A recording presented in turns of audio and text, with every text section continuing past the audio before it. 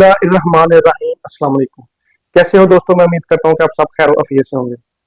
दोस्तों, आज मैं आपको एनएल फिशर के बारे में इंफॉर्मेशन दूंगा। एनएल फिशर क्या होता है, इसमें कौन कौन से साइन और सिम्टम जो है ना वो पेशेंट को देखने में आते हैं, और इसकी कौन कौन सी काजेज होती हैं जिससे पेशेंट को एनएल फिशर की कंडीशन जो है ना वो देखने में आती है। और लास्ट में आपको चंद होम्योपैथिक मेडिसिन बताऊंगा जो कि एनएल फिशर के केस में बहुत ही अच्छे तरीके से पेशेंट को क्योर करते हैं। तो दोस्तों, ये तमाम इन्फॉर्मेशन मैं आपको इस वीडियो में बताऊंगा। मुझे सबसे गुजारिश है कि वीडियो को अंत तक लाजमी देखें। मैं हूं डॉक्टर उमर और आपको अपने चैनल होम्योपैथ में खुश आमदीद कहता हूं। दोस्तों, एनएल फिशर यानी एनएस वाला जो एरिया होता है, जो जीआई ट्रैक पे जो जहाँ पे एंड होता है, वहां पर का जो एरिया होता है, अगर उस एरिया पे एक फिशर बन जाए, एक क्रैक बन जाए, तो ऐसी कंडीशन को जो है ना एनएल फिशर कहते हैं। दोस्तों, ये दरअसल जो एनएस वाला एरिया होता है, वहां के जो जिल्द होती है उसकी ओवर स्ट्रेचिंग की वजह से ये कंडीशन जो है ना वो देखने में आती है।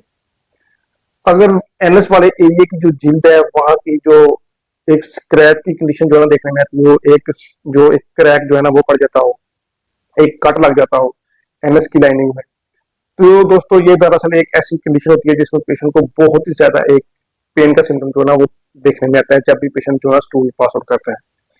तो ये अमूमन ऐसे पेशेंट में देखने में आती है जिसको बहुत ही लंबे अरसे से जो है ना एक क्रोनिक कॉन्स्टिपेशन का इशू जो है ना वो देखने में आता हो, जिनका स्टूल बहुत ही सख्त हो और बहुत ही हार्ड हो, और ऐसे पेशेंट को ये कंडीशन जो एनएल फिशर की जो है ना वो देखने में आती है।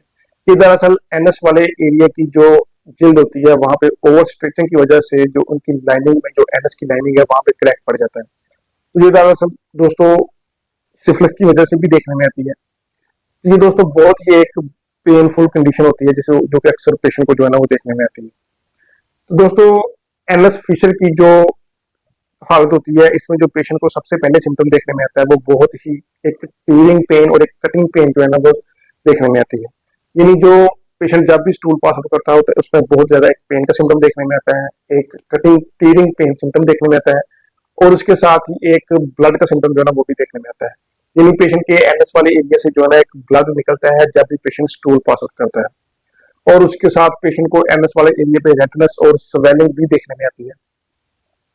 और उसके साथ पेशेंट जब स्टूल पास आउट करता है तो उसके बाद भी काफी देर तक जो है ना पेशेंट को एनएस वाले एरिया पे एक शदीद चुभन और दर्द का सिम्टम जो है ना वो देखने में आता है।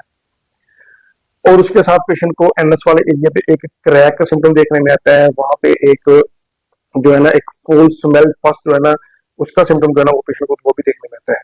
यानी जो एनएल फिशर है उसमें पेशेंट को जो एनएल वाले एरिया में जो एक कट जो है ना वो प्रोमिनेंट दिखाई देता है, उसमें एक फुल स्मेल जो है ना मुवाद उसका भी जो डिस्चार्ज है वो भी देखने में आता है, एक दर्द का सिम्टम देखने में आता है, एक जो है ना एक उसको ब्लीडिंग का और एक स्वेलिंग का जो है ना एक रेडनेस का सिम्टम जो है ना वो भी एनएस वाले एरिया पे जो है ना वो देखने में आता है।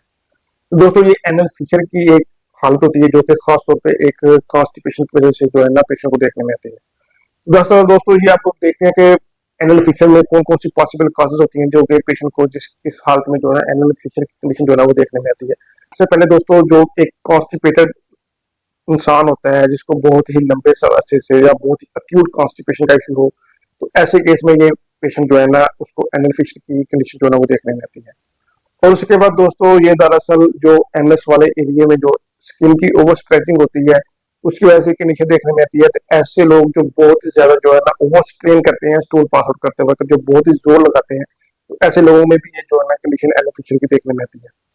उसके साथ दोस्तों, डायबिटीज के केस में भी अक्सर औकात ये कंडीशन देखने में आती है।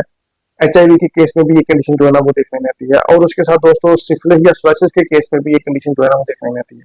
यानी ऐसी कंडीशन जिसमें जो स्किन की एनएस वाले एरिया की जो स्किन होती है उसमें एक ओवर स्ट्रेचिंग की वजह से जो है ना ये कंडीशन जो है ना वो देखने में आती है। और उसके साथ दोस्तों, अगर एनएस वाले एरिया में ब्लड की सप्लाई जो है ना वो कम हो गई हो, तो ऐसे केस में भी ये जो कंडीशन है वो देखने में आती है।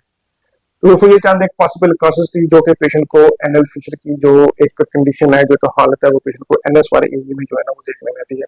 जब भी पेशेंट जो है ना वो स्टूल पास आउट करता है तो इसके जो सिम्टम है उसमें ज्यादती जो है ना वो दिख जाती है, दर्द भी काफी होता है, और उसमें एक ब्लीडिंग भी काफी होती है, और उसमें एक दर्द का सिम्टम भी पेशेंट को स्टूल पास आउट करते वक्त भी जो है ना वो दिख जाता है। तो दोस्तों, मैं आपको चंद एक होम्योपैथिक मेडिसिन बताता हूँ जो कि एनएल फिशर के केस में बहुत ही अच्छे तरीके से पेशेंट को क्योर करती है। दोस्तों, एनएल फिशर की जो सबसे अहम मेडिसिन है वो है ब्रायोनी। इन दोस्तों ये ऐसे पेशेंट जिनको बहुत शदीद कॉन्स्टिपेशन हो, उनको जो एनएस वाले एरिया पे बहुत ही जो है ना ओवर स्ट्रेचिंग की वजह से कंडीशन देखने में आती हो, ऐसे केस में ये मेडिसिन ब्रायोनिया बहुत ही अच्छा वर्क करती है। यानी ये कॉन्स्टिपेटेड की बहुत ही अहम मेडिसिन है। और दोस्तों इसकी जो सेकंड मेडिसिन है वो है रेटिनिया। दोस्तों रेटिनिया भी एनल फिशर की बहुत ही अहम मेडिसिन है। ये ऐसी केस में बहुत ही अच्छा वर्क करती है जिसमें जो पेशेंट होता है उसको स्टूल करते वक्त या स्टूल करने के बाद बहुत ही एक सीवियर जलन का सिम्टम जो है ना वो देखने को आता है।